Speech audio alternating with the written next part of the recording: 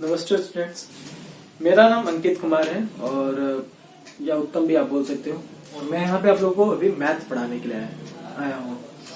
मैंने बोला था कि मैथमेटिक्स में 10 से 15 लेक्चर्स लगभग आएंगे और 15 लेक्चर में हम लोग एक ब्रीफ में भी और थोड़ा सा इंडल्ज होकर भी अपने चैप्टर्स को समझेंगे और अपने सिलेबस को समझ के पढ़ते हुए चलेंगे। तो आज मैथ्स का फर्स्ट लेक्चर है और मैं आपको मैथ्स का थोड़ा सा सिलेबस यहाँ पे बाइफरकेट करके बता देता हूँ कि मैथ्स में हम लोग को सीबीएसई क्लास 10th में पढ़ना क्या है, वो सीबीएसई में पूछेगा क्या एग्जाम में। तो मैथ्स में डरना बिल्कुल नहीं है। मैथ्स में हम लोग का रहेगा क्या, फर्स्ट तो हमारा अलजेब्रा का ही पार्ट आ जाता है। अलजेब्रा में आपको पढ़ना होगा, एक क्वाड्रेटिक इक्वेशन आते हैं और दूसरा हमारा आएगा AP. Both are one of the very easiest thing, क्योंकि अलजेब्रा शुरू से ही आसान रहता है। 7-8 से हम लोग अलजेब्रा पढ़ते आ रहे हैं, तो उसमें कोई डर की बात नहीं होती है। फिर हमारा दूसरा पोर्शन होगा, वो होगा ज्योमेट्री का। और ज्योमेट्री में आपको एक कंस्ट्रक्शन पढ़ना होगा। और कंस्ट्रक्शन ऐसा चैप्टर है जो कि आपको 5 नंबर या 4 नंबर तो दिलवाएगा ही, और बहुत आसान। अगर आपको ये प्रोटेक्टर चलाने आता है, अगर आपको कॉम्पास चलाने आता है, स्केल का काम कैसे करना है वो करने आता है, तो आप आसानी से इसमें से 5 नंबर को ऑब्टेन कर सकते हो। अगर 50 का अगर आपका एग्जाम होता है तो मैं इसको बता देता हूँ कि एक बार 5 मिनट में मैं आपको बता देता हूँ कि किस तरह से स्ट्रैटेजी फॉलो करके अप्रॉक्स 40+ तो आप स्कोर कर ही दोगे। एकदम बिलो एवरेज भी होगे तो भी आप 40+ स्कोर कर सकते हो। तो ज्योमेट्री में कंस्ट्रक्शन आ गया। कंस्ट्रक्शन के बाद एक हमारा आ जाता है ट्रायंगल्स, और ज्योमेट्री के बाद एक पोर्शन हो जाता है मेंसुरेशन का। और मेंसुरेशन में हम लोगों का एरिया एंड वॉल्यूम होता है। एरिया एंड वॉल्यूम रहेगा, ठीक है। डर में, किसमें डरने की बात नहीं है। अगर मान लो ये अलजेब्रा का पोर्शन है, अलजेब्रा, और एक हमारा ये शायद स्टैटिस्टिक्स भी आती है,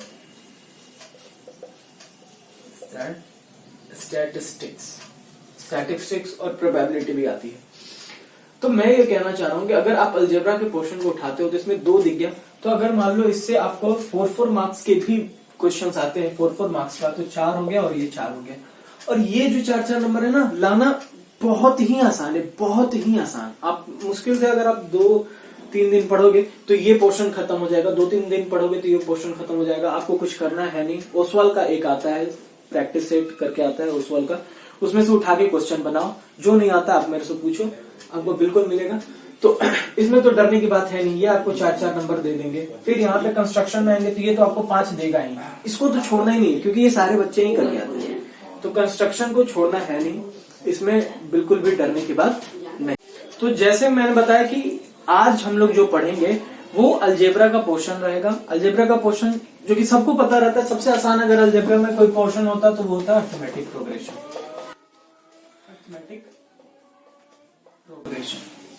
ये अर्थमेटिक प्रोग्रेशन है क्या, मैं तुम लोग को एक एग्जांपल देता हूँ। जैसे देखो 3 हुआ, 3 के बाद हमारा 7 यहाँ पे दे दिया, यहाँ पे 11 दे दिया हुआ, यहाँ पे ये अगर तुमसे पूछ रहा है, जैसे एक सीक्वेंस तुमको दिया हुआ। सीक्वेंस मतलब क्या है कि एक कुछ सेम तरह का फॉलो हो रहा है। जैसे 3 से 7 गया, यानी कि 4 बढ़ा है, फिर यहाँ पे गया तो 4 बढ़ा है, फिर यहाँ पे गया तो 15 बढ़ा है, फिर यहाँ पे जाएगा तो फिर 4, ऐसे कर करके कुछ ना कुछ यहाँ पे फॉलो कर रहा है। तो तुम इसको क्या लिख सकते हो, 3 तो 3 है ही, इसको अपन क्या लिख सकते हैं बताओ तो। इसको हम लोग 3 प्लस में 4 लिख सकते हैं क्या। इसको हम लोग क्या लिख सकते हैं, 3 प्लस में 2 इंटू में 4 लिख सकते हैं क्या। इसको हम लोग क्या लिख सकते हैं, 3 प्लस में 3 इंटू में 4 लिख सकते हैं क्या। यानी कि एक पैटर्न फॉलो कर रहा है। उस पैटर्न में हम लोग को दिख क्या रहा है, बढ़िया सा चीज दिख रहा है कि एक अगर 3 को ए मानो तो ए यहाँ पे है, ए यहाँ पे भी रहेगा, ए यहाँ पे भी रहेगा और ए यहाँ पे भी रहेगा। और क्या दिख रहा है यहाँ पे देखो तो, इसको जो इनके बीच में डिफरेंस होते हैं उसको डी बोलते हैं। यानी कि क्या डिफरेंस, क्या मतलब, जैसे 7 में से जो 4 गया, 7 में से जो 3 गया उससे 4 आया, उसको डिफरेंस बोलते हैं। तो वो डी यहाँ पे भी, वही डी यहाँ पे भी है 2D, वही डी यहाँ पे भी है 3D। तो एक चीज हम लोग को समझ में आ रही है कि अगर हम लोग चौथे टर्म पे जा रहे हैं, तो हमारा जो डी का कोएफिशिएंट है वो 3 आ रहा है। चौथे टर्म पे जा रहे हैं तो डी का कोएफिशिएंट 3 है। यानी कि अगर हम लोग एक जनरल टर्म बनाने की कोशिश करें इस एपी की, तो वो हमारा जनरल टर्म क्या होगा, Tn इज इक्वल टू, उसमें एक फर्स्ट टर्म होगा ही ए, और क्या होगा हम लोगों का कोई सा भी टर्म, जैसे चौथा हम लोग को बताना था तो 3 आ रहा है, यानी कि चौथा अगर चौथा है यहाँ पे तो उससे एक छोटा करके और कॉमन डिफरेंस उसके साथ मल्टीप्लाई कर देंगे। कुछ ये चीज हमारा फॉलो कर रहा है क्या हमेशा, देखो तो वैसा ही। तो हम लोगों ने एक जनरल फॉर्म निकाला। अब ये अगर हम लोग को पता रहेगा तो इसके बारे में हम लोग पता कर लेंगे। ये तो बड़ा ही आसान है, 1 2 3 4 और ये 5वें नंबर पे था, तो a प्लस में 5 माइनस 1 इंटू में d, यानी कि a प्लस में 4 इंटू में d, यानी कि a था हमारा 3 और प्लस में 4 इंटू में 4, यानी कि 16 3 कितना हुआ, 16 3 19, तो ये हमारा 19 इसका आंसर हो गया। तो ये तो बहुत आसान। अब ऐसे ही तुमको बोलता कि आगे का भी बताना है तो कोई सा भी तो बता दोगे। तो तुमसे बोला कि 16वां टर्म बताओ, तो 16वां टर्म करने के लिए क्या, a प्लस में 16 माइनस में 1 इंटू में d, यानी कि a प्लस में 15d, तो हो गया क्या 3 प्लस में 15 चौका 60, यानी कि 63। तो यही एपी है। एपी इससे ज्यादा कुछ है नहीं, लेकिन हाँ इसमें थोड़ा सा दिमाग आएगा, हल्का फुल्का इसमें दिमाग चलाना पड़ेगा, तो हम क्वेश्चंस के थ्रू देखेंगे। तो बताया कि ये जो टर्म होगा ये हमारा जनरल टर्म होगा, इसमें सारे चीजों के बारे में मैंने बता दिया, कौन सा चीज क्या होगा, कौन सा चीज क्या होगा। कि आपको किसी एक एपी का 18th टर्म बताना है, तो 18th टर्म बताने का मतलब क्या है कि ए तो रहेगा ही, जो कि आपको दिया रहेगा फर्स्ट टर्म। उसके बाद क्या हमारा 18th है, तो पोजीशन क्या हो गया 18 माइनस 1 इंटू में हमारा ये जो है कॉमन डिफरेंस वो डी, यानी कि ए प्लस में 17d आ रहा है।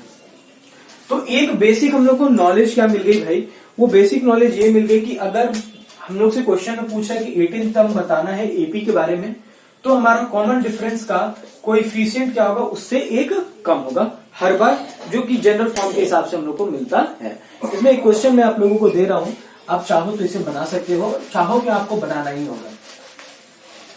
क्वेश्चन कुछ इस तरह से है, हमारा एपी दिया हुआ था 4, मैं देख लेता हूं यहां से।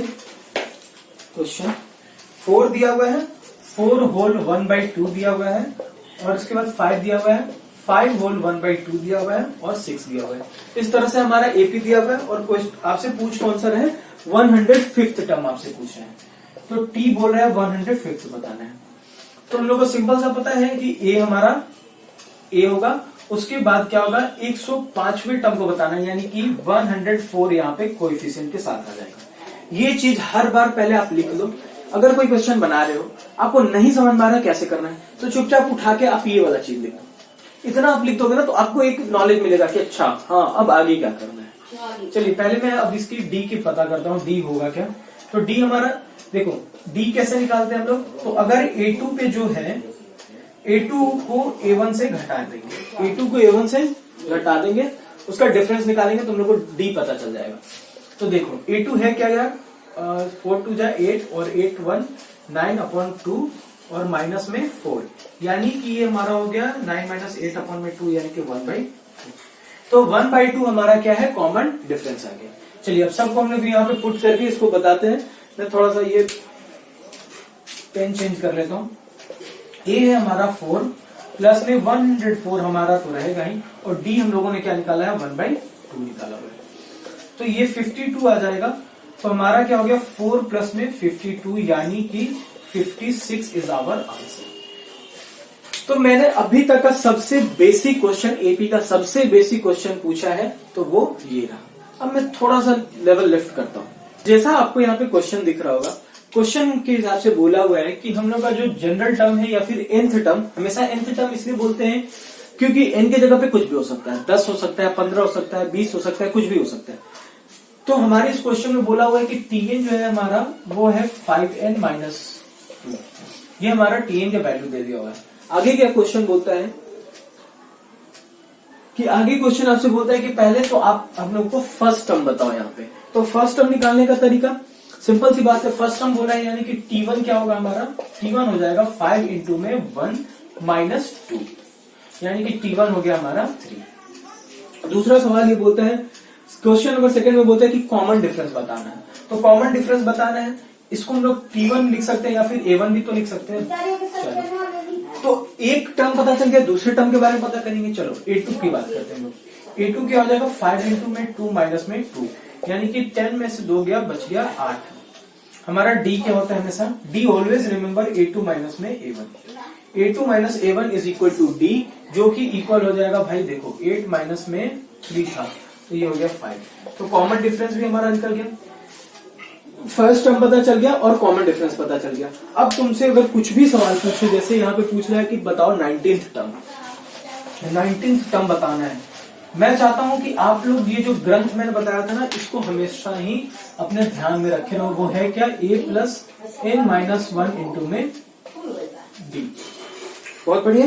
तो 18th टर्म अगर आपसे पूछ रहा है तो 18th टर्म होगा क्या, 18th बोल रहा है कि 19th बोल रहा है भाई, हाँ 19th बोल रहा है। तो 19th बोल रहा है तो सिंपल सा क्या, a प्लस में d का कोएफिशिएंट क्या होगा, इस टर्म का एक छोटा, यानी कि 18।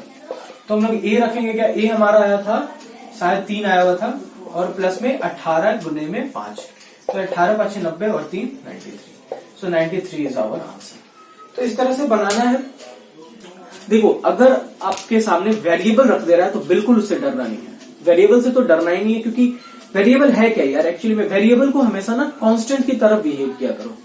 क्यों कांस्टेंट की तरफ बिहेव किया करो, अगर मान लो 4n दिया हुआ है तो वहां पे सोचो कि n रखेंगे तो ये होगा, n रखेंगे, अगर n की जगह 1 रखेंगे तो 4 होगा, 2 रखेंगे तो 8 होगा, यानी कि इवेंचुअली अपने को क्या मिलेगा, एक कोई ना कोई कांस्टेंट नंबर ही मिलेगा, कोई एक डिजिटल नंबर ही मिलेगा आखिर में।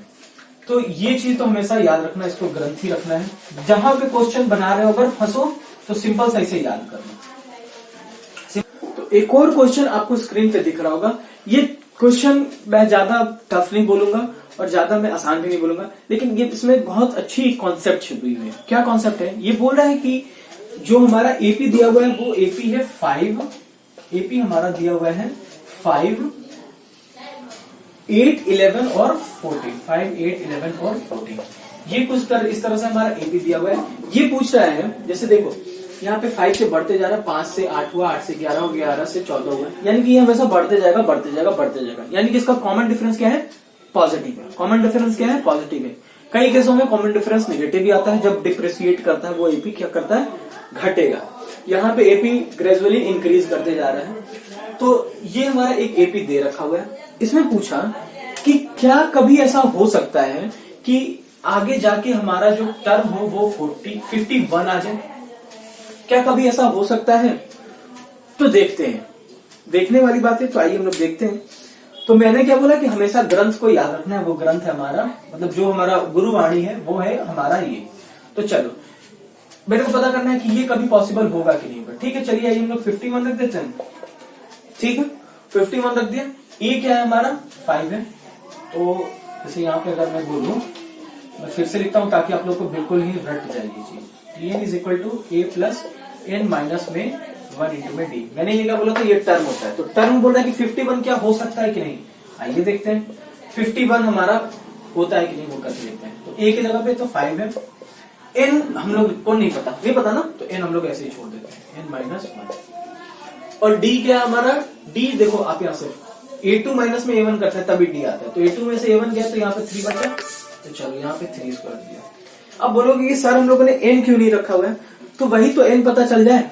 अगर n हमारा पोजीशन पता चल जाए तो 51 के बारे में बोल सकते हैं कि हाँ ये इस एपी में आएगा या नहीं आएगा, वो हम लोग बता सकते हैं। यही तरीका होता है करने का। एक्चुअली में इस तरह के क्वेश्चन आते भी हैं, शायद ये किसी में आया है या नहीं आया है, नहीं ये आया नहीं है। आर्य सवाल के क्वेश्चन अगर किसी ने बनाया होगा फ्रीक्वेंटली तो उसको पक्का ही पता होगा कि ये सवाल है उसका। तो देखो 51 किया हम लोगों ने, 5 यहाँ पे प्लस में ये 3n यहाँ पे गया, डिस्ट्रीब्यूटिव लॉ के थ्रू ये इसके पास जाएगा और ये इसके पास जाएगा, तो यहाँ पे -3 गया। तो देखो 51 यहाँ पे हो गया, ये 5 में से 3 गया तो बच गया 2 और 3n को 3n रख दिया। याद रखिएगा हम लोगों ने इसमें से इसको नहीं घटाया, क्यों नहीं घटाया, क्योंकि यहाँ पे इसके वेरिएबल लगा हुआ है, और जब सेम वेरिएबल होते हैं तभी उनके साथ एडिशन और सब्ट्रैक्शन होता है। ये बेसिक अलजेब्रा होता है, बहुत सारे लोग को ये भी नहीं पता रहता, लेकिन आपको ये जानना होगा। अब देखो ये मैं इधर भेज देता हूँ, 51 को अगर इधर भेजा तो -2 होके ये 3n हो गया, ये हमारा क्या बन गया 49 हो गया। 49 इज इक्वल टू 3n, तो 3n इज इक्वल टू 49 जब आया था तो n की वैल्यू क्या आ गई 49 अपन में 3। ये होगा क्या 16 3 48 और ये। अब बताओ तो क्या कोई ऐसा पोजीशन होता है जो कि फ्रैक्शन में है या डेसिमल में है? कभी ऐसा होता है क्या पोजीशन फ्रैक्शन में डेसिमल में? पोजीशन देखो, पोजीशन कभी भी फ्रैक्शन में डेसिमल में या फिर हम लोगों का फ्रैक्शन पोजीशन फ्रैक्शन में डेसिमल में या फिर नेगेटिव नहीं होता है। वो हमेशा क्या होगा, एक पॉजिटिव इंटीजर होगा। पॉजिटिव इंटीजर में कह लो एक नेचुरल नंबर होगा। एक क्या होगा, नेचुरल नंबर होगा। आप हमेशा याद रखो जो पोजीशन होता है किसी भी चीज का वो हमेशा एक नेचुरल नंबर होगा। बोलोगे कि 1 नंबर पे, 2 नंबर पे, 3 नंबर पे, 4 नंबर पे, 5 नंबर पे, कभी ऐसा नहीं होगा कि 5.5 नंबर पे, 6.5 नंबर पे, ऐसा कभी होता नहीं है। तो हम लोग ये बोलेंगे कि ना भाई साहब ये जो 51 है वो इस एपी में नहीं होगा। Got it? तो एक और क्वेश्चन आप लोग को फिर से दिख रहा होगा। इस क्वेश्चन में भी बहुत अच्छी कॉन्सेप्ट है। वो क्वेश्चन है क्या, इसमें बोल रहा है ना कि जैसे एक दिया हुआ है एपी, यहाँ पे फिर से इसमें एपी दे रखा हुआ है। वो एपी है क्या, वो एपी है 24, 21, 18 और 15। 24, 21, 18 और 15 ये एक एपी दे रखा हुआ है। इसने बोला कि इस एपी में जो सबसे पहले निगेटिव नंबर आएगा उस निगेटिव नंबर के बारे में बताना है। सवाल समझ में आया कि ये एक एपी दे रखा हुआ है। अच्छा ये देखो तो ये एपी ग्रेजुअली डिक्रीज कर रहा है कि इंक्रीज कर रहा है? देखने से सिंपल सी बात है कि 3-3 से ये घटते जा रहा है। इसका कॉमन डिफरेंस क्या है, 3-3 से ये घटते जा रहा है। यानी कि ये कभी ना कभी जाके नेगेटिव में जरूरी अपने आप को डेवलप कर लेगा। हमारा पूछना है सवाल कि फर्स्ट हम लोग को निगेटिव टर्म बताना है। फर्स्ट निगेटिव टर्म, तो जरा सोचो कि जो ये वाला चीज है ये हम लोग को किसके बारे में बताता था? इस नंबर के ही बारे में तो बताता था। ये वाला चीज हम लोग को 24 के बारे में बताएगा, यही चीज हम लोग को 21 के बारे में बताएगा, यही चीज 18 के बारे में और यही चीज 15 के बारे में। तो क्या यही चीज हम लोगों को किसी एक निगेटिव क्वांटिटी के बारे में नहीं बताएगा? निगेटिव होता क्या है, अगर आप नंबर लाइन पे देखोगे तो नंबर लाइन पे एक 0 हो जाता है। 0 से इस तरफ गया तो वो पॉजिटिव और 0 के इस तरफ आया वो निगेटिव। यानी कि 0 से छोटे वाले को निगेटिव बोलते हैं और 0 से बड़े वाले को क्या बोलते हैं हम लोग, पॉजिटिव बोलते हैं। 0 से छोटे वाले को क्या बोलते हैं, निगेटिव, और 0 से बड़े वाले को क्या बोलते हैं, पॉजिटिव। यही तो बोलते हैं।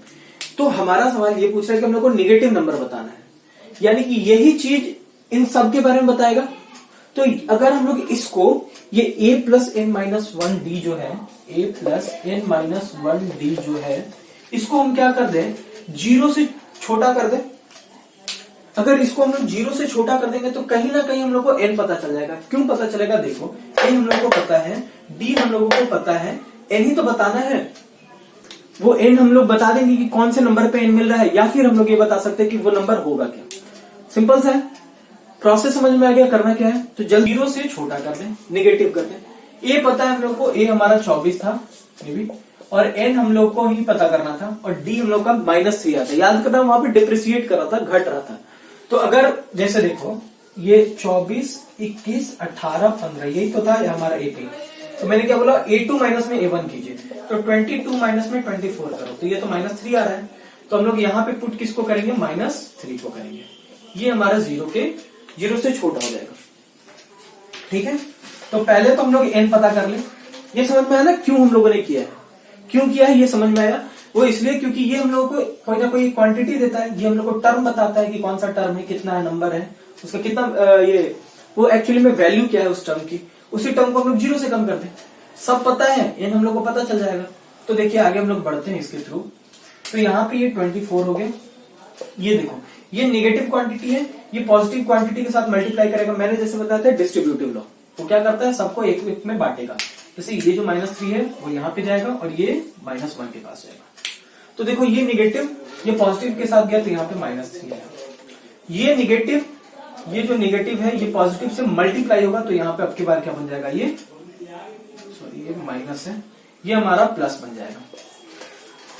0 से छोटा, सब वही प्रोसेस हम लोग चलेंगे। तो देखो 24 और 3 कितना होता है, 27 होता है, <0। मैं क्या करता हूं, इस चीज को उधर लेके चला जाता हूं। आपको पता होगा कि अगर आप इक्वेशन में एलएचएस वाली चीज को आरएचएस में लेके जाते हो तो वो अपने प्रॉपर्टीज को बदल देता है। अगर प्लस होगा तो माइनस जाएगा, माइनस होगा तो प्लस जाएगा, ये बेसिक चीज है। मल्टीप्लाई रहेगा तो डिवाइड होगा, डिवाइड रहेगा तो मल्टीप्लाई होगा। तो मैं उसको उधर लेके जाता हूं, तो हो क्या जाएगा हमारा 27 is lesser than 3 to the power 3 into में n। अब n की बात करते हैं। n जो होगा हमारा कुछ भी हो जाए वो 9 से बड़ा होगा, क्योंकि ये 3 को हम लोगों ने नीचे दे दिया डिवाइड में, तो वो कट गया होगा 9 से। 1 मिनट ये 3 हमारा 9 से कट गया होगा, ठीक है। साइन सेम है तो इनका जो क्या कहते हैं ग्रेटरनेस या फिर लेसरनेस है वो बदलेगा नहीं। तो n जो है हमारा जो पोजीशन है वो हमेशा क्या होना चाहिए, 9 से बड़ा होगा, तभी हम लोग को नेगेटिव नंबर देगा। एक बात बताओ, n तो हमारा पोजीशन होता है, और पोजीशन जब भी होगा तो वो हमारा नेचुरल नंबर होगा, काउंटिंग होगा। तो n से हम लोगों ने क्या बोला है यहाँ पे क्वेश्चन में, अगर आप देखोगे तो बोला है कि एकदम फर्स्ट नेगेटिव बताना है, यानी कि n के तुरंत बाद वाला। ये जो 9 था उसके तुरंत बाद वाला, तो 9 के तुरंत बाद क्या आता है 9.5? बिल्कुल नहीं, 9.5 कैसे आएगा, क्योंकि 9.5 तो डेसिमल है, और मैंने अभी रैंकिंग में यहाँ पे लिखवाया था कि रैंकिंग कभी डेसिमल या फिर ये फ्रैक्शन या फिर नेगेटिव नहीं होता। तो n जो होगा वो हमारा 10 होगा, यानी कि इस एपी का जो 10th जो टर्म होगा वो हम लोग को एक नेगेटिव नंबर प्रोवाइड करवाएगा। वो है क्या, वो भी अगर देखना है तो वो भी अपन देख सकते, बहुत आसान है, वो भी बहुत आसान है। फिर से कहा जाते हैं अपनी गुरुवाणी पे। गुरुवाणी यही बोलता है हम लोग को, गुरुवाणी बोलता है कि 24 यहाँ पे रख दो, और इसने बोला था कि 10-1 पे मैं तुमको निगेटिव क्वांटिटी दूंगा, यहाँ पे -3 कर दो। तो ये तो 24 हो गया, प्लस में 9 इंटू में -3, यानी कि 24 माइनस में 27, ये हम लोग को -3। देखो तो -3 हम लोग को नेगेटिव क्वांटिटी आ गई क्या। इसका मतलब कि हम लोगों ने जो भी बात पढ़ा है वो सही पढ़ा है, कोई दिक्कत। अगर आप अपने मन के हिसाब से देखते तो वो तो आपको -3 पता चल जाता, लेकिन ये छोटा था तो आपने -3 बता दिया, लेकिन बड़ा क्वांटिटी रहेगा तो उसके लिए हम लोग यही चीज लगाएंगे।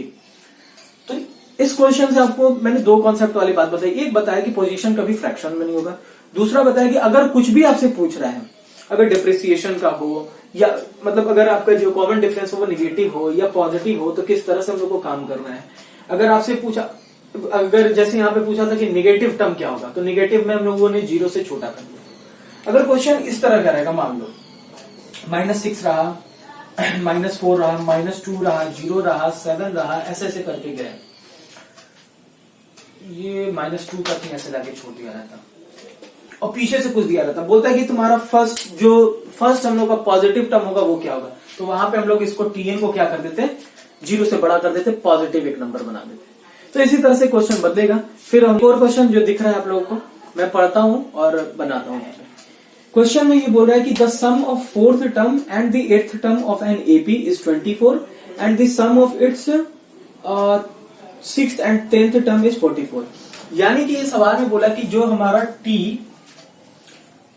T4 जो होगा और T8 जो होगा, इन दोनों को ऐड करेंगे तो हमारे कितने के इक्वल आएगा, 24 के इक्वल आएगा। और यही हम लोग ऐड करते हैं कि इसको T6th को और 10th को तो 44 आएगा, 6th को और 10th को ऐड करेंगे तो 44 आएगा। यानी कि हमारा ये चीज आ गया। अब हमसे पूछ रहा है ना कि एपी बताओ, ये वन ऑफ द इजीएस्ट सवाल हो गया। ये क्या हो गया, एपी बताना है, तो हम लोग को one of the easiest. AP बताने के लिए, किसी भी चीज की एपी बताने के लिए हमें चाहिए क्या, ए चाहिए और डी चाहिए। अगर ये 2 चीज मेरे को दे दो तो मैं तो दुनिया की कोई भी ये एपी बना के रख दूं, कोई भी एपी बना के रख दूं। अगर ए रहे फर्स्ट टर्म और उसका कॉमन डिफरेंस रहे डी, कोई सा भी मैं बना सकता हूं। लेकिन बात यही है कि ये पता कैसे करेंगे, तो बहुत आसान, आप लोगों ने बनाया होगा, तो मैं चाहता हूं कि आप बनाओ, नहीं तो I am here to solve it. देखो T4 है ना, तो ए तो रहेगा ही प्लस में, यहां पे देखो, यहां पे 4th बता रहा है, यानी कि डी के साथ क्या रहेगा, कोएफिशिएंट 3 रहेगा, बिल्कुल सही 3 रहेगा। फिर यहाँ पे 8 है, तो 8 है तो यहाँ पे फिर से तो ए आएगा ही, लेकिन इसका कोएफिशिएंट क्या हो जाएगा, 7D। बिल्कुल यहीं पे काम चल रहा है। देखो तो क्या गुरुवाणी हर बार काम आ रही है। गुरुवाणी क्या बोलता था कि a + n-1 इंटू में डी, ये तो गुरुवाणी बोलता था, हम लोग वो काम करते जा रहे हैं। ये किसकी इक्वल हो जाएगा भाई, 24 की इक्वल। फिर यहाँ पे देखिए T6 वाले की हम लोग बात करते हैं, a प्लस में 5D। फिर यहाँ पे 10 वाले का तो a प्लस में 9D। ये किसकी इक्वल, तो 44 की इक्वल। चलिए आइए मैं इसको सॉल्व कर देता हूं। ये हो जाएगा 2a और प्लस में 10d इज इक्वल टू 24। अगर घटा छटा के आप देखोगे तो a प्लस में 5d इज इक्वल टू 12। ये हमारा एक इक्वेशन। चलिए अब उसके बाद हम लोग किसकी बात करते हैं, इस वाले की।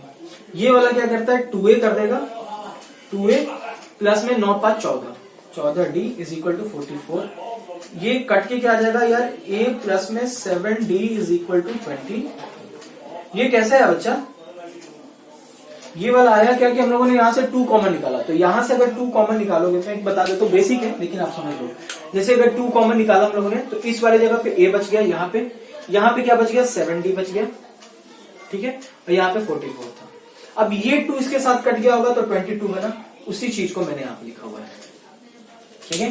तो अब देखो मेरे पास कितने, 2 वेरिएबल, 1 2 और 2 इक्वेशन। हम लोगों ने पढ़ा ना लीनियर इक्वेशन इन 2 वेरिएबल, तो 2 वेरिएबल है तो कैसे सॉल्व करते थे, 2 इक्वेशन होना ही चाहिए डेफिनेटली। तो हमारे पास कौन कौन 2 इक्वेशन है भाई, a प्लस में 5d है इज इक्वल टू 12, और क्या है a प्लस में 7d है इज इक्वल टू 22 है ना, 22। तो आप लोगों को सबको पता है यार कि ऐसे माइनस करते कॉलम मेथड से। कॉलम करना है तो कॉलम करो, और मेरे को कॉलम उतना आता नहीं है तो मैं तो सीधे ही करता हूं। मैं ये करता हूं कि 2 वाले को 1 से घटा देता हूं, 2 वाले को 1 से घटा देता हूं, तो हमारा a प्लस में 7d इधर बचा होगा, इसको घटाया a प्लस में 5d से, और इधर हमारा देखो अगर 2 इक्वेशन को घटाना है तो LHS को LHS से घटाओ, RHS को RHS से घटाओ, तो 22 में से 12, ठीक है। देखो a सब में स्प्लिट होगा, इसमें भी जाएगा और इसमें भी जाएगा, ये माइनस इसके पास जाएगा तो माइनस a, ये माइनस इसके पास जाएगा तो माइनस 5d। देखो तो ब्रैकेट अब खत्म, अब मेरे को करते हुए दिख रहा है। बॉडमास क्या कहता है, बॉडमास तो यही नहीं बोलता है कि पहले ब्रैकेट का काम कर लो, बॉडमास तो बोलता है कि पहले ब्रैकेट का काम कर लो, फिर ऑफ डिवाइड और मास ये मल्टीप्लीकेशन वगैरह करते रहना। हम लोगों ने ये कर दिया, ये घट के हमारा 10 आ गया। ये देखो मस्त चीज, मस्त ये कि a से a हमारा गया, और हमारा बच गया क्या, यहाँ पे 2d बच गया, 2d इज इक्वल टू 5, यानी कि 2d इज इक्वल टू 10, यानी कि d is equal to 5, d 5 आ गया। चलो हम लोग को बताना क्या था भाई, d मिल गया 5। अब a पता कर लेंगे, a को किसी में भी पुट करो a पता चल जाएगा, a को किसी में भी पता करो a पता चल जाएगा ना भाई। d को पुट करो, d मेरा मन कर रहा है कि यहाँ पे पुट करूंगा मैं, तो a प्लस में 5 इंटू में 5 इज इक्वल टू 12, तो a हो गया हमारा 12, और ये 25 होता तो माइनस 25 इज इक्वल टू कितने हो गए यार, 13, माइनस 13। तो a का वैल्यू क्या आ गया, माइनस 13। हम लोग को एपी ही तो बतानी थी, मैंने क्या बोला था, एपी बताना है, तो एपी तो क्या, a मालूम है, d मालूम है, तो एपी नहीं बता दोगे। तो फर्स्ट टर्म मालूम है हम लोग को 13, तो ये हो गया हमारा माइनस 13, 5 इसमें ऐड किया तो माइनस 8, फिर इसमें 5 फर्दर हम लोगों ने ऐड किया तो माइनस 3। आप करते रहो, एक और लिख दूं तो ये हो जाएगा 2। इस तरह से हमारा एपी, गेट इट।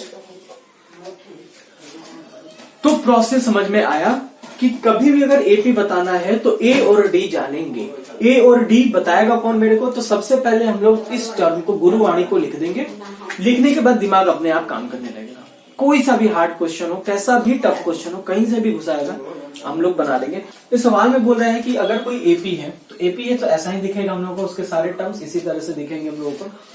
बोल रहे हैं कि वो एपी है, उस एपी का अगर हम लोग टीएमथ टर्म निकालते हैं, मतलब एमथ टर्म निकालते हैं, और उसमें एम से मल्टीप्लाई कर देते हैं। एमथ टर्म है मतलब कि पोजीशन 8 है, पोजीशन एम है, एम कुछ भी हो सकता है, 7 8 कुछ भी हो सकता है, उसमें उसी पोजीशन को मल्टीप्लाई कर देते हैं। ये पोजीशन कहलाता है और ये पूरा का पूरा टर्म कहलाता है। अगर उसको मल्टीप्लाई किया तो वो nth टर्म को निकालते हैं, उसके n के इक्वल हो जाएगा। ये सवाल में दिया हुआ है और हमसे पूछ रहा है ना ये कि क्या पूछ रहा है, ये बोला कि m nth जो है m प्लस में n, ये 0 के इक्वल प्रूव करके बताओ। तो चलो अब हम लोग प्रूव करके देख लेते हैं कि है क्या बात। तो चलिए सवाल मैं ब्लू से सॉल्व करता हूं। देखो m हो गया यहाँ पे, ठीक है। यहाँ पे tm देखो, ध्यान से एकदम देखना, बिल्कुल tm है ना, a यहाँ पे हम लोगों ने रख दिया, प्लस में ये पोजीशन है, तो m माइनस 1 इंटू में d। बढ़िया, चलो अब आगे आ जाओ। आगे यहाँ पे ये n है, तो n को यहीं पे छोड़ दिया, ये a हो गया और ये n माइनस 1 इंटू में d हो गया। कोई दिक्कत? हम लोग जो डिस्ट्रीब्यूटिव लगाते हैं, फलाना फलाना जो भी लगाना वो लगा लो। ये am हो जाएगा, ये यहाँ पे क्या चीज बनेगा, ये इसके साथ मल्टीप्लाई होगा, तो m माइनस 1 इंटू में dm हो जाएगा। फिर यहाँ पे देखो ये an हो जाएगा और ये हमारा क्या हो जाएगा, n माइनस 1 इंटू में dn हो जाएगा। सबको स्प्लिट करके जो जो कॉमन निकलने वाला है निकालो और देखना ये सवाल बिल्कुल आसानी से बनेगा। am यहाँ पे रख दिया हम लोगों ने, ये dm स्क्वायर और ये माइनस में dm, यहाँ पे ये an हो गया और ये dn स्क्वायर और माइनस में dn।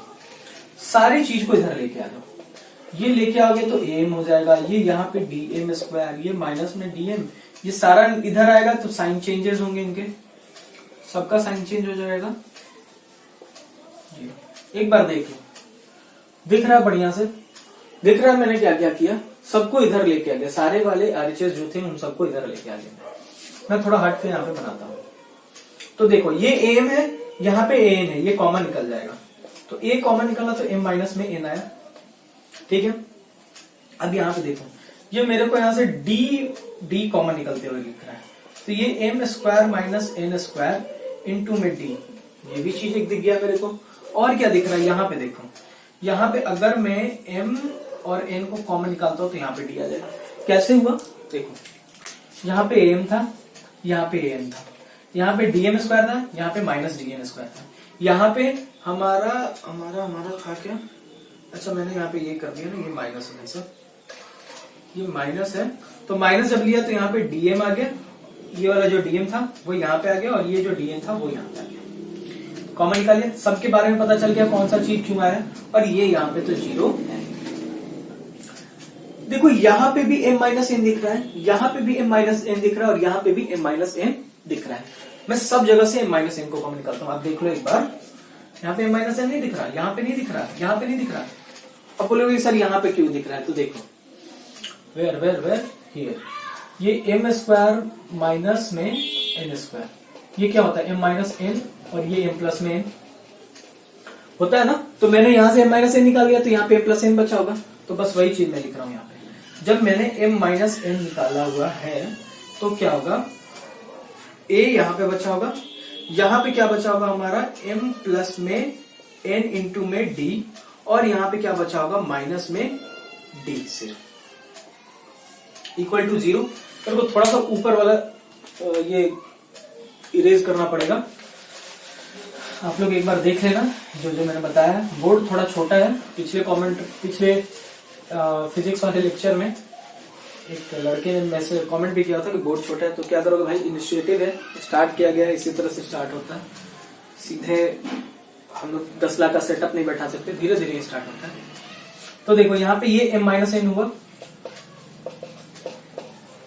ये देखना यहाँ पे a तो है ही, साथ साथ यहाँ पे भी d कॉमन लिया जा सकता है, तो अगर मैं यहाँ से d कॉमन लेता हूं तो मुझे यहाँ पे m प्लस एन मिलेगा और यहाँ पे माइनस 1 मिलेगा। बिल्कुल ध्यान से समझिएगा भाई साहब, समझ में आया क्या कि यहाँ पे ये मल्टीप्लाइड में है, प्रोडक्ट है, ये प्रोडक्ट और ये प्रोडक्ट इज इक्वल टू 0। अब मुझे एक बात बताओ, ये कुछ देखा सा लग रहा है ये चीज, अगर मैं बोलता कि टी एम प्लस एन बताओ, अगर मैं बोलता कि टी एम प्लस एन बताओ, तो तुम क्या लिखते? फिर से वही, सपोज कि अगर आपसे टी एम प्लस एन पूछता तो आप क्या लिखते?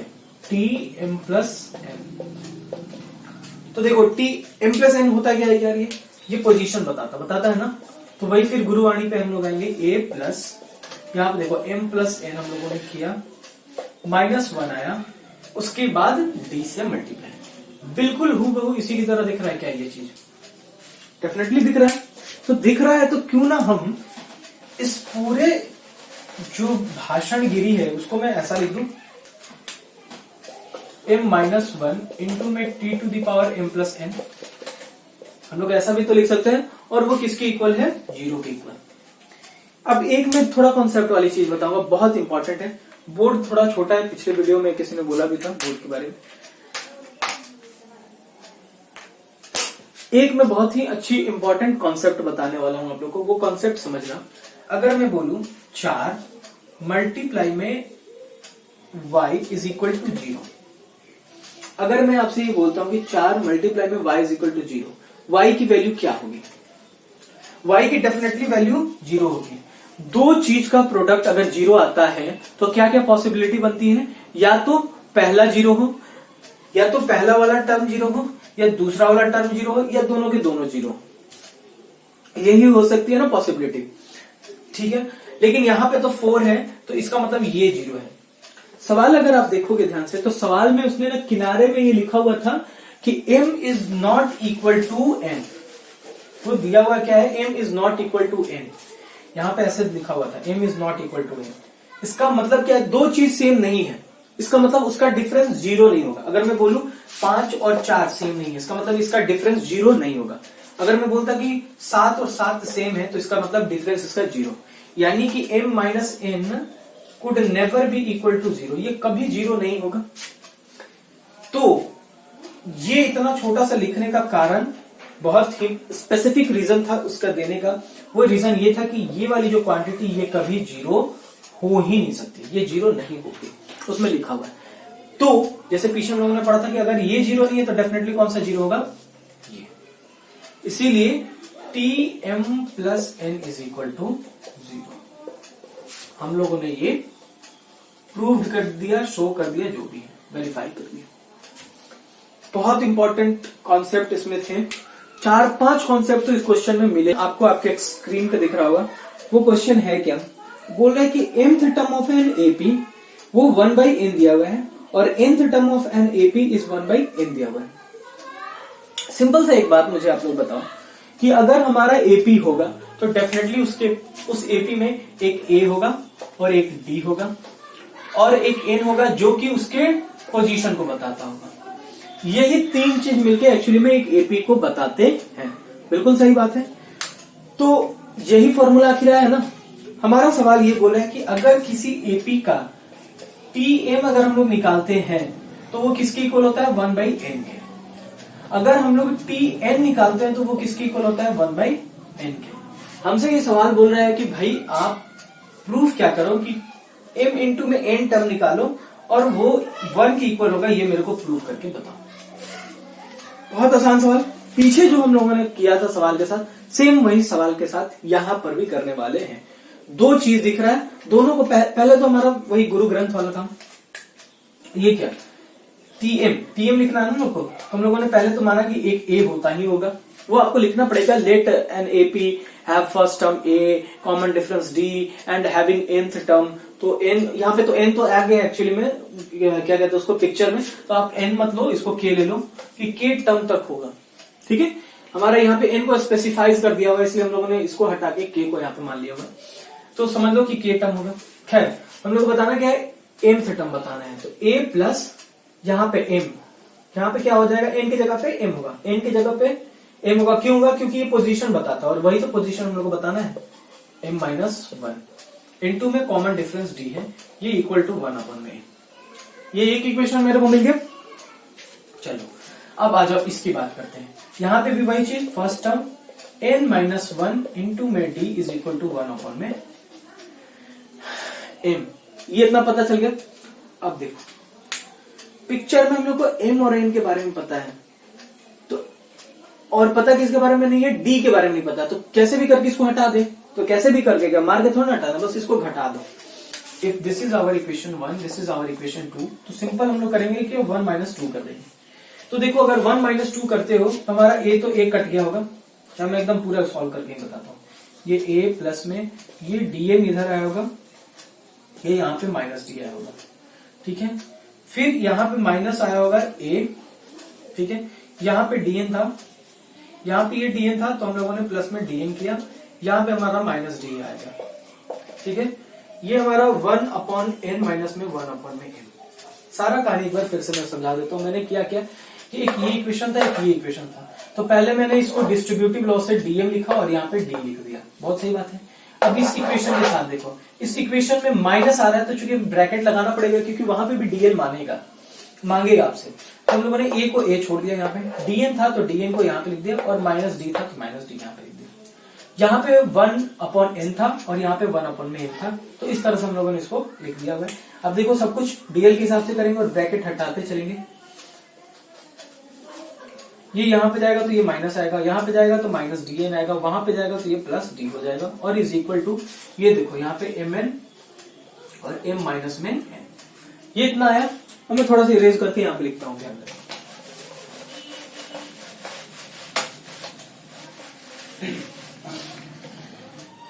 ये इरेज करके मैं क्या लिखने जा रहा हूं ध्यान रखना। यहां से ए देखो ये कट गया होगा, कट गया ये चीज।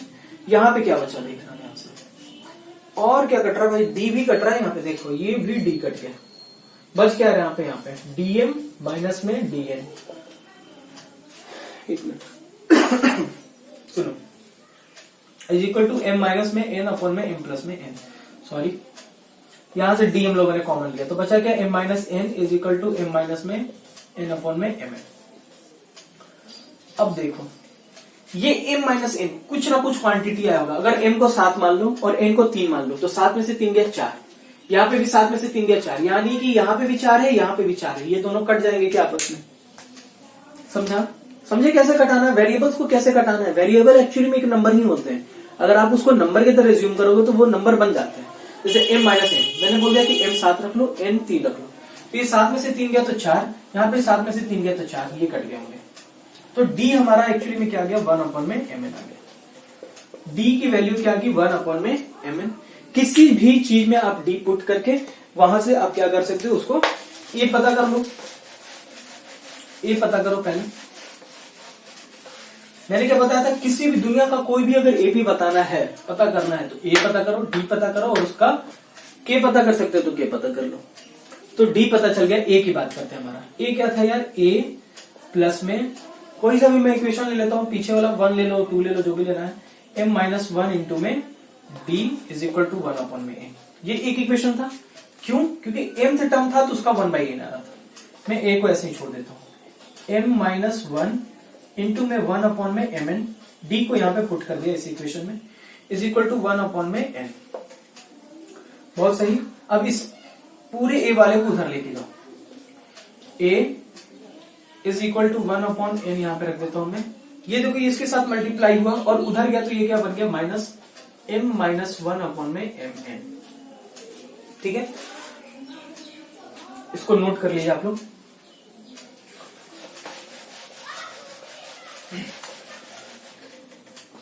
अब देखो ये ए क्या होगा, ए को ऐसे हम लोगों ने छोड़ दिया, mn यहां से कॉमन निकाला हम लोगों ने। जब mn यहां से जब लिया हम लोगों ने, तो यहां पे बच गया m, यहां पे m माइनस 1 था और ये 1 हो गया। तो देखो यार ये m जो था आगे जाके कट गया होगा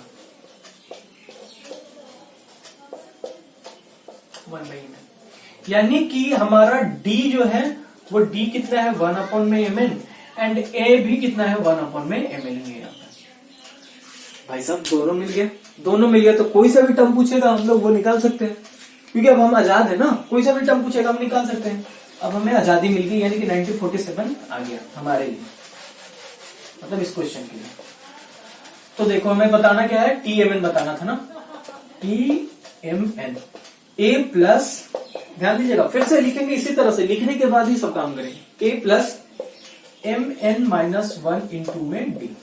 ठीक है, a क्या था mn प्लस में mn माइनस 1 इंटू में d क्या था 1/n में mn। फिर से mn कॉमन निकालिए, तो गुना भाग ही करना है ना, यहाँ पे 1 बच गया, यहाँ पे mn माइनस में 1 बच गया। तो देखो ये माइनस वन कट गया, तो बच गया क्या mn/में mn, और ये कट के बच गया 1, यानी कि हम लोगों ने प्रूव कर दिया कि TMN इज इक्वल टू 1, ये सही है। इस तरह से आपको प्रूफ का, क्योंकि एग्जाम हमारा सब्जेक्टिव होने वाला है तो प्रूफ का भी क्वेश्चन आएगा, तो थोड़ा बहुत प्रूफ का भी आपको नॉलेज होना चाहिए। किस तरह से अलजेब्रा में क्या हम लोग सोचते हैं, क्या हमारी मेथोडोलॉजी होती है, वो हम लोग को समझ में आना चाहिए। कि TMN लिखा है तो उसमें घबराना है नहीं, वो है क्या यार, mn मतलब एक पोजीशन है, तो हम लोग सीधे mn यहाँ पे लिख दिए।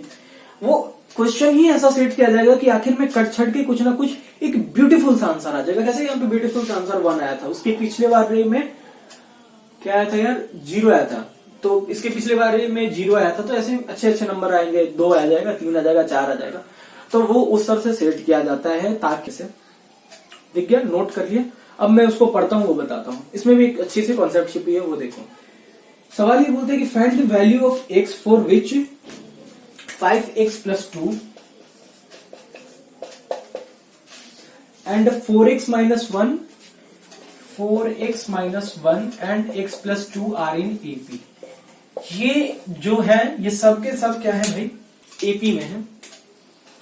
ये किस में है, AP में है। और पता हो अभी तक तो हम लोग को 4, 5, 7, 8 ऐसे आता था, ये क्या आ गया, ये तो कुछ अलग ही चीज हो गया।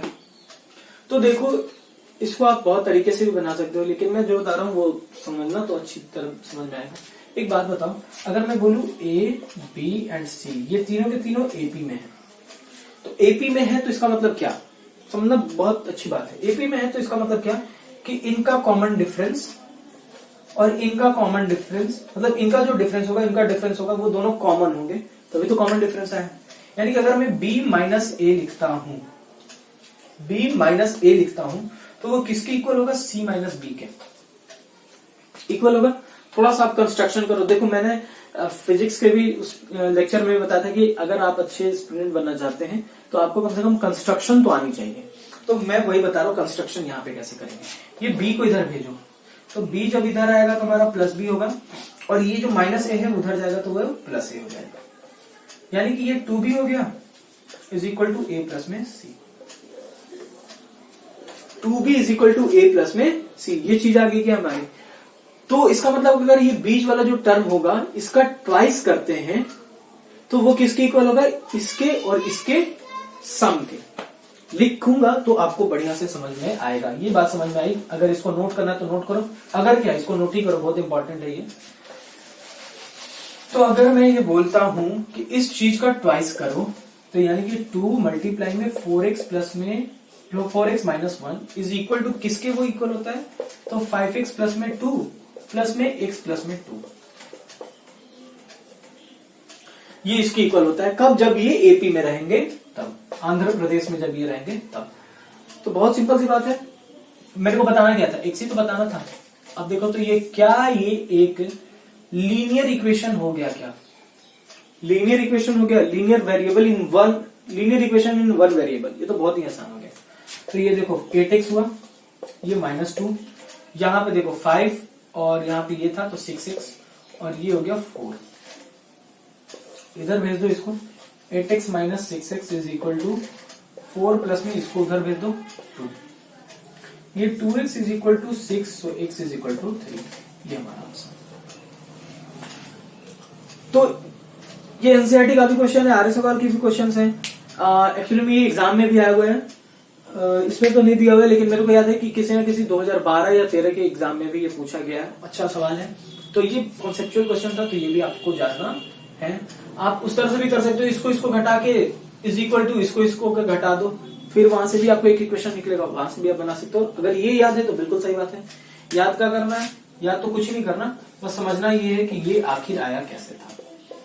ये one of the important thing थी करने वाला। तो जाते जाते खुश भी हो जाओ। तो देखो ये एनसीईआरटी का सवाल, -4 6। तो ये आपको एक क्वेश्चन दिया हुआ है, इसमें बोला कि सबको भर दो यहाँ पे।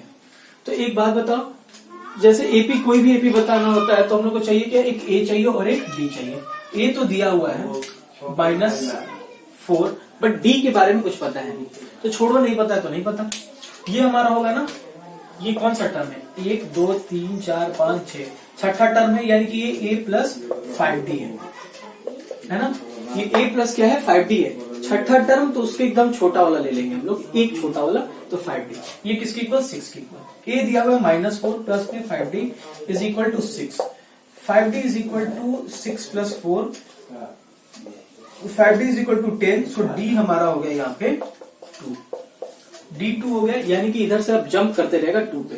तो -4, अगर ये -4 तो हमारा यहाँ पे क्या बना होगा, -2, ये 0, ये 2, ये 4 और ये 6 हम लोगों ने फिलअप कर। तो बिल्कुल अगर आप एनसीईआरटी पढ़ते होगे तो फ्रीक्वेंटली, तो इस सवाल को भी देख लो। यहाँ पे थोड़ा सा ये लोचा इसलिए है क्योंकि यहाँ पे ना फर्स्ट टर्म दिया हुआ है और ना ही कॉमन डिफरेंस के बारे में स्पेसिफिकली पता है, तो कोई दिक्कत नहीं है।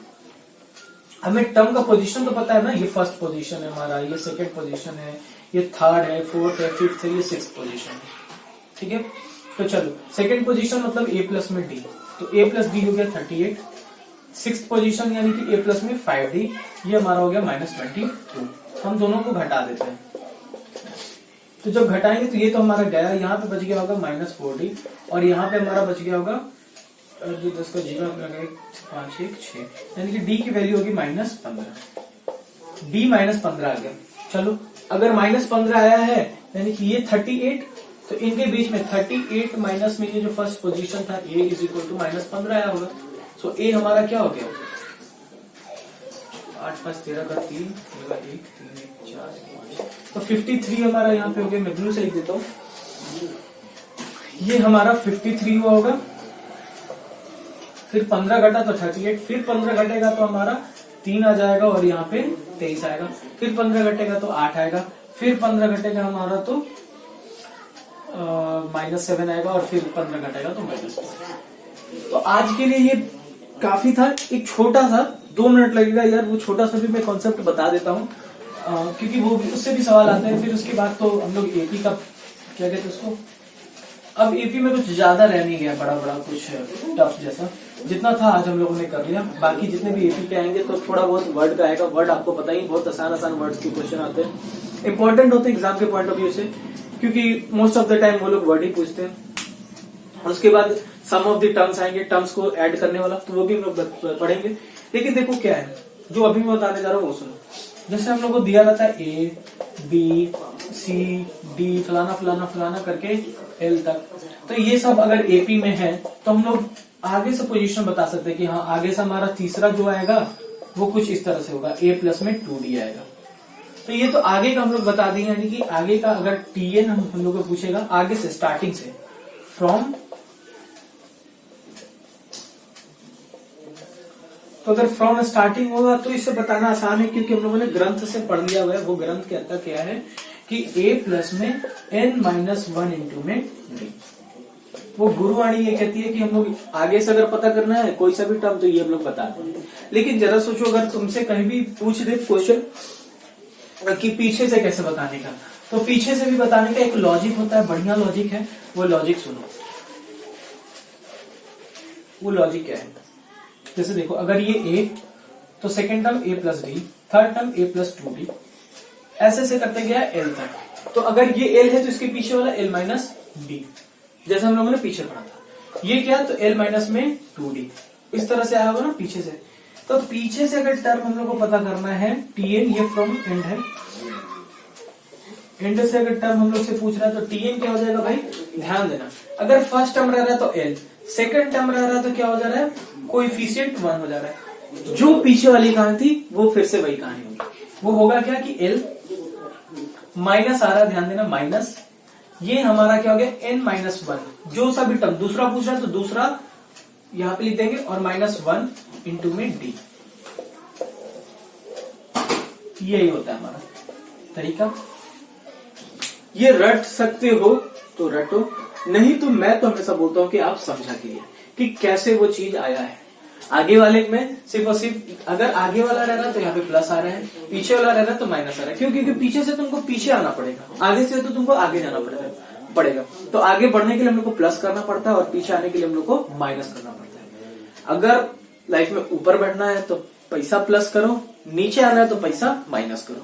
बस भाई यहाँ पे हम लोग माइनस कर रहे हैं। इसका एक क्वेश्चन मैं आपको देता हूँ, वो देख लो। अब क्वेश्चन है हम लोगों के पास ये कि find the 10th term from the end of this AP. आपको दिख रहा होगा क्वेश्चन, तो वो मैं लिख देता हूँ। एपी कौन सा है भाई, ये हमारा आज का आखिरी सवाल होगा। टाइम बहुत ही ज्यादा मेरे ख्याल से आज लग गया क्या, देख लेते हैं हम लोग।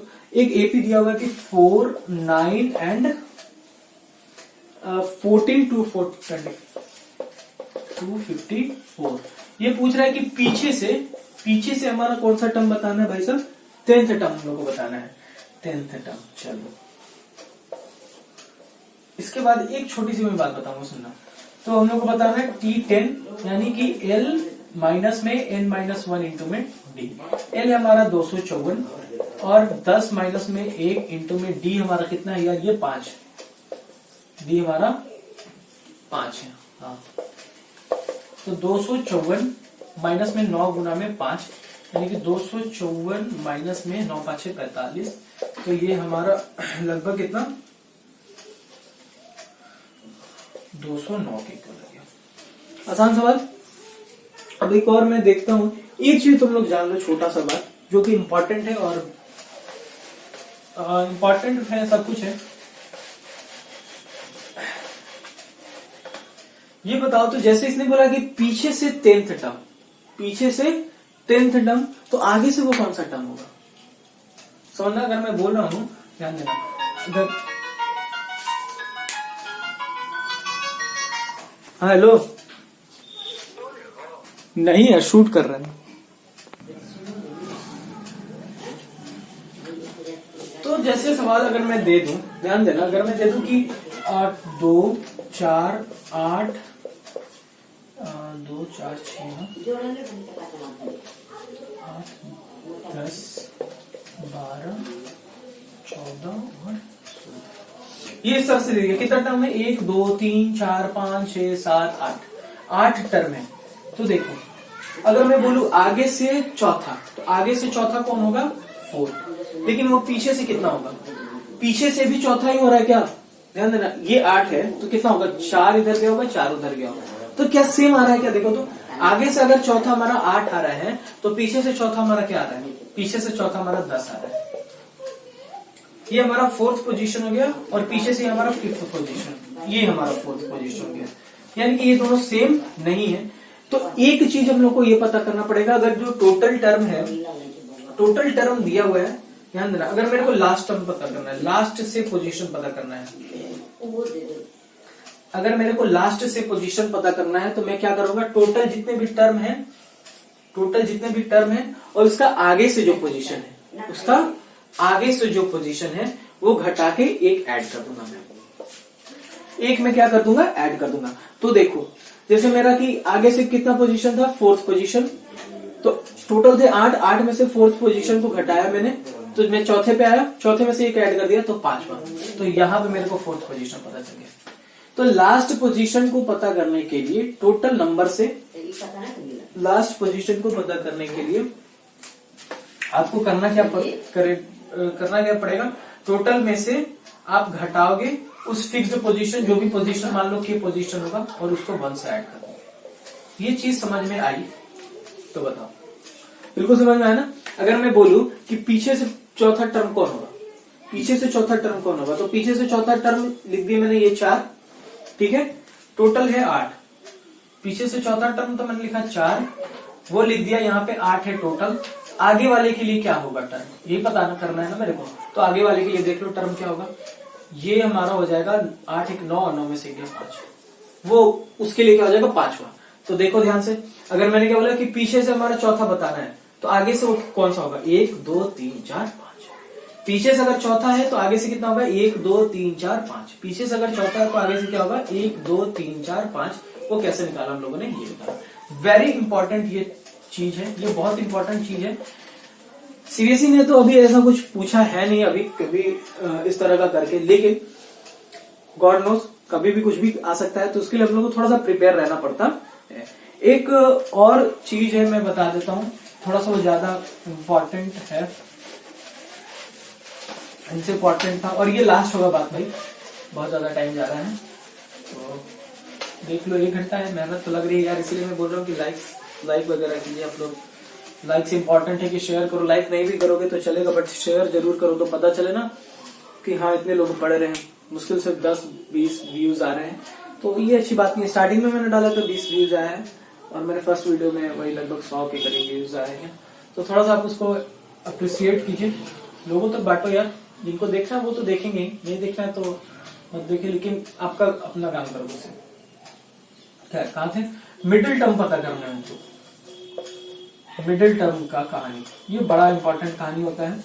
तो देख लो, अगर ऑड है होगा हमारा n, अगर ऑड होगा तो तो ऑड मतलब क्या, 3 5 7। यहाँ पे है क्या यार, एपी जो है हमारा ऑड में है, तो ये कैसे निकलेगा भाई, तो n+1/2 कर दो।